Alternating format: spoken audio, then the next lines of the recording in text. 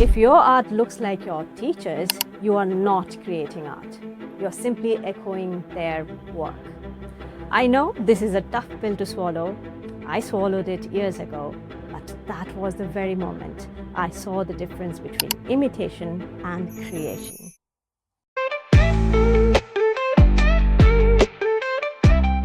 Hi, I am Parul, founder of RestartArt.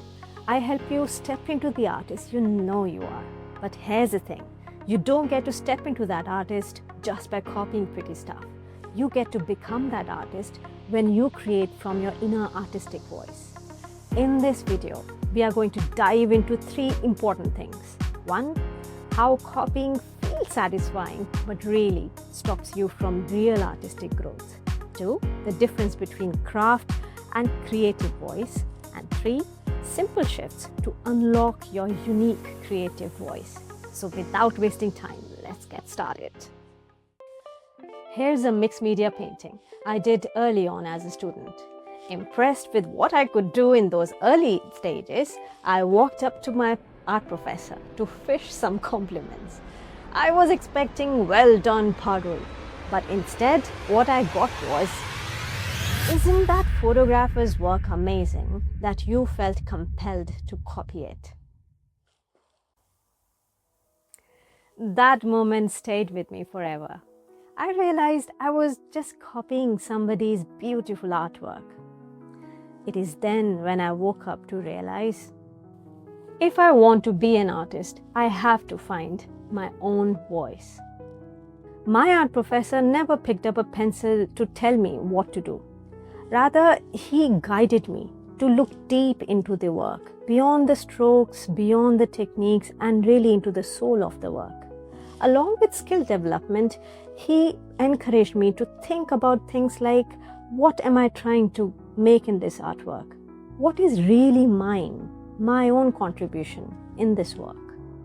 Later on, he showed me a series of apple paintings done by different artists across centuries.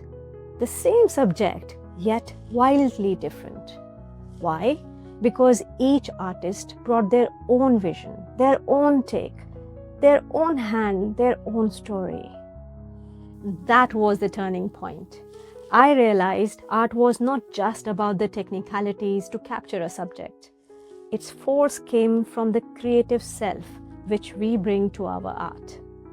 My art professor trained me like that for years, not by making me follow along, but by helping me to listen to my inner creative voice and create from that place, all the while teaching me the discipline of deep art practice. I bring that very spirit to RestartArt.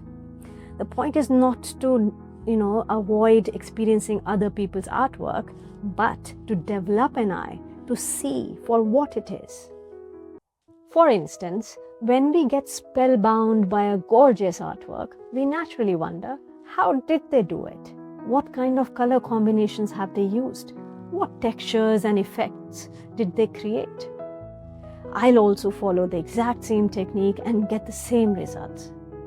Well, this is exactly the point where inspiration, if unchecked, can quietly eclipse your original artistic voice. Just think about it. That artwork inspired us because it held the power of originality. If it was like any other, we won't even notice it. Now consider it even more closely. Actually, we don't really get attracted by medium or technique. What really hooks our attention is that alive fire in that artwork.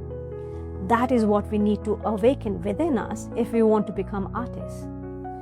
This rekindling happens when we create from that inner deep awareness, not just with hands, mediums, eyes, Original styles are born from observation, experimentation, risk, and the boldness to follow a personal thread of curiosity. Have you ever created an artwork that truly felt yours? Or maybe you are in the process of still finding your voice. I would love to hear your thoughts and maybe see your artworks in the comments below. Art is not a product line, and yet today much of it looks like it has come off some kind of creative conveyor belt. True art does not happen when we really try hard to make it. It rather flows like an effortless conversation between two people. The kind that surprises both of them with how deeply they connected, just because they were honest and really curious about each other. Take watercolors, for example. They are not just color on paper, they are alive. Its vibrance shifts with the pigment, water balance, timings, your brush strokes, etc. Your state of mind subtly changes your color choices. The surface you choose holds the memory of your brush's every pause, rush, and even hesitation.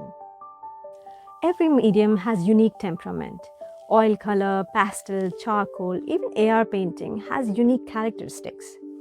In this pursuit to understand the technicalities, we sometimes bypass the entire point why we started creating art.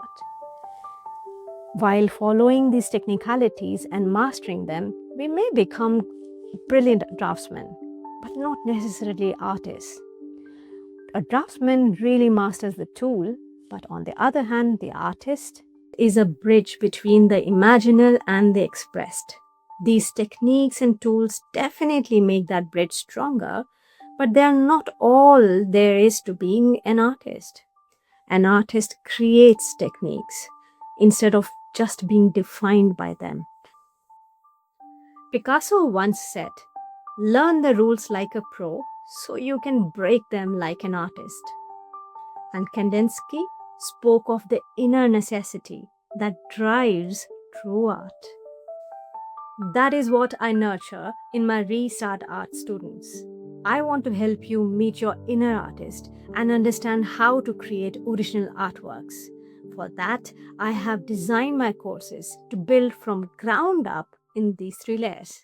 We start with drawing as the first step towards learning art. It trains you to develop a visceral grasp of the world around you.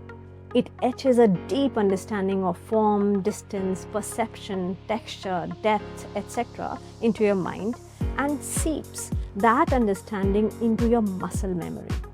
A well-trained artist in drawing can handle color far more effectively. The next stage is understanding color.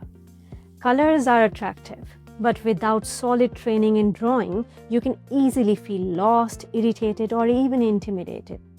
The visceral understanding which drawing gives you guides your brushwork and informs your color choices. It marks the difference between art that looks flat and art that looks alive. As you progress, you learn how various pigments interact, how they represent your ideas, and how to control them. You realize that colors tend to move beyond your conscious control, both literally and emotionally. This is when the window into abstraction opens. Next comes abstraction. At this stage, a trained eye of an artist starts to notice how art has a life of its own, which is beyond their direct control. The accidents in art open up interesting discoveries. Your personal symbolism starts to emerge. Your experimentation grows deeper, and your art becomes a melting pot of deep philosophies, worldviews, and explorations of the world outside and inside. It's a deeply freeing personal stage. Freedom is fun when it is under control, otherwise, very quickly it can confuse you. Similarly, without a strong grasp on the vehicles of drawing and color, abstraction can confuse or daunt you. But with the right practice, a trained artist takes flight. Art at this stage adds a whole new dimension to your life. My art mentor never picked a pencil to teach me art. Instead, he focused on nurturing my inner artist. He used to keenly analyze my artworks and used to guide me to develop certain areas where my inner artist has spoken with courage and used to prevent and protect me from walking into any dead ends. It was like a heart-to-heart conversation. You know how in deep conversations you can tell where truth has been spoken and where words are used like fillers. In the same way, he used to guide me towards those truths in art and protect me from weakening habits like tracing or any other shortcuts.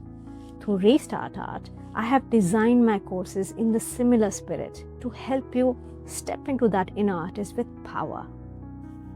I invite you to notice, to question, and to respond to your inner calling, because that is what makes your art yours. If this way of learning resonates with you, you can check my courses in the link below. And remember, art is not about mechanically getting it right. It is about getting closer to your own truth, which only you can uncover.